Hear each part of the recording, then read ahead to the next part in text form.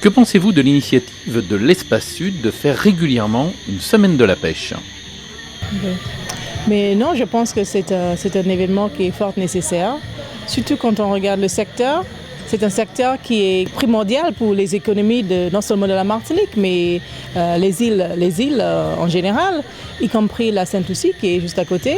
Je pense que c'est une rencontre où les gens de ce secteur peuvent se réunir justement pour discuter des enjeux du secteur, le développement de ce secteur.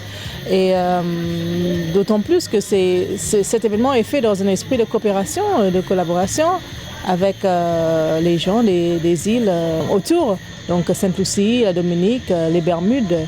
Donc c'est important. Considérez-vous que la filière constitue une opportunité de développement économique?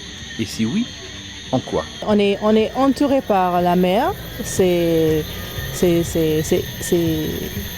inévitable que ce secteur contribue au développement économique de nos îles.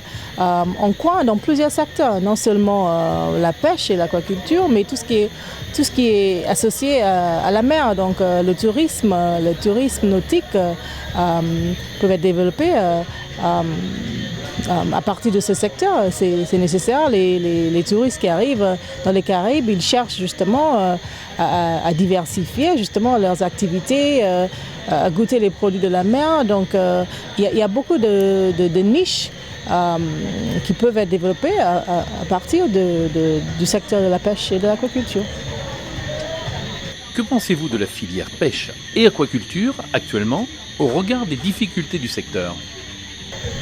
Oui, je ne suis pas une spécialiste de ce secteur, mais quand je compare un peu avec Sainte-Lucie, je pense que les problèmes sont peut-être similaires. Je sais, dans un premier temps, à Sainte-Lucie, on a vraiment un problème, bien sûr, avec les ressources, non seulement humaines, mais financières.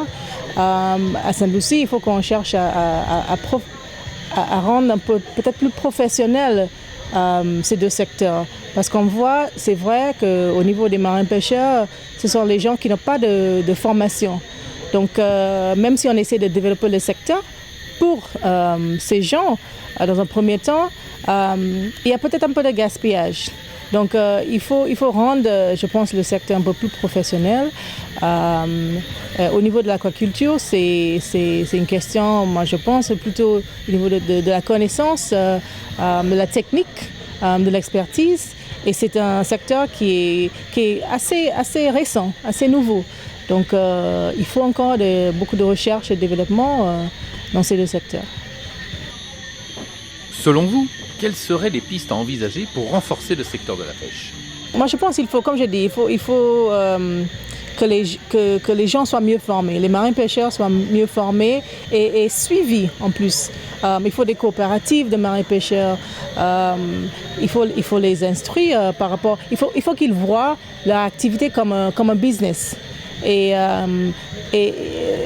ils voient toujours cette activité comme peut-être de l'artisanat. Mais c'est un secteur important, économique important. Il faut qu'ils voient ça comme un business et il faut qu'ils soient formés. Savez-vous quelles sont les causes du problème sargasse? Moi, je pense que c'est lié tout simplement à un réchauffement climatique. Et on voit des sargasses qui arrivent sur presque toutes les îles de la Caraïbe. C'est dommage parce que ça tue un peu, ça fait beaucoup de dégâts pour l'industrie de la pêche et pour le tourisme aussi.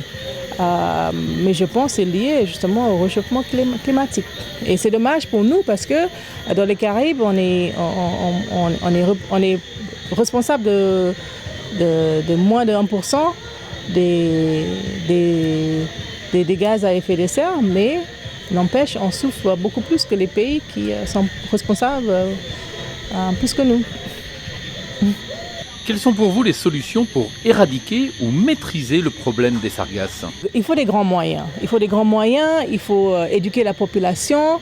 Moi, je pense qu'il faut trouver justement... moi, je suis convaincue que les sargasses, on peut l'utiliser pour quelque chose utile. On peut trouver une utilité pour le sargasse. Donc, il faut trouver ça. Donc il faut la recherche et développement, il faut peut-être que les îles de la Caraïbe soient beaucoup plus impliquées dans cette recherche, mais je suis convaincue que ça peut devenir une ressource. Que pensez-vous du nouveau prédateur, le poisson-lion ? Le poisson-lion, c'est un prédateur redoutable. C'est un poisson redoutable pour les marins-pêcheurs. Mais en même temps, c'est un poisson qui est très bon, qui est très délicieux. Donc je pense qu'il faut qu'on voit ça plutôt comme quelque chose, je ne dirais pas positif, parce que ça fait beaucoup de dégâts. Mais il faut qu'on exploite beaucoup plus ce poisson et qu'on trouve ce poisson beaucoup plus dans nos assiettes. Quel message pourriez-vous passer aux pêcheurs pour cette semaine de la pêche ? Moi, dans un premier temps, je vais remercier les marins-pêcheurs.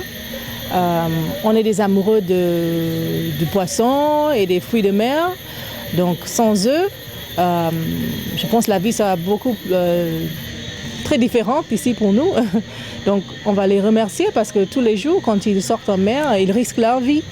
Ce n'est pas un métier très facile. Il y a beaucoup de risques, donc je les remercie, mais je vais leur dire qu'il faut continuer leur métier en toute fierté. On a besoin d'eux et il faut qu'ils exploitent la mer de manière responsable aussi, pour que dans l'avenir, on a encore des fruits de mer pour les générations futures. Nous avons parlé cette semaine des dissidents. Que pensez-vous de l'hommage qui leur a été fait ? C'était un grand honneur pour moi de recevoir et d'entendre justement cet hommage rendu à Sainte-Lucie, aux marins-pêcheurs Sainte-Lucie qui ont aidé les dissidents martiniquais. Je suis très fière en tant que Sainte-Lucien qu'il y a eu des Sainte-Luciens à l'époque qui ont soutenu justement le combat des dissidents martiniquais, qui eux ont risqué leur vie pour se rendre en Europe, pour justement combattre pour la libération de la France. Et je pense que les Sainte-Luciens, ceux qui ont aidé les dissidents, ont fait ça en toute solidarité, en tout amour pour nos voisins, pour nous aussi à cette époque. On était dans notre propre combat de libération, de liberté. Et même, il y a des Saint-Luciens qui ont participé à ce combat dans la mesure où ils ont été sur les fronts anglais. Donc, je suis très fière et je suis très contente que je peux justement transférer ce message d'amitié et de reconnaissance par l'Espace Sud pour la Sainte-Lucie, pour les gens qui ont aidé les dissidents martiniquais.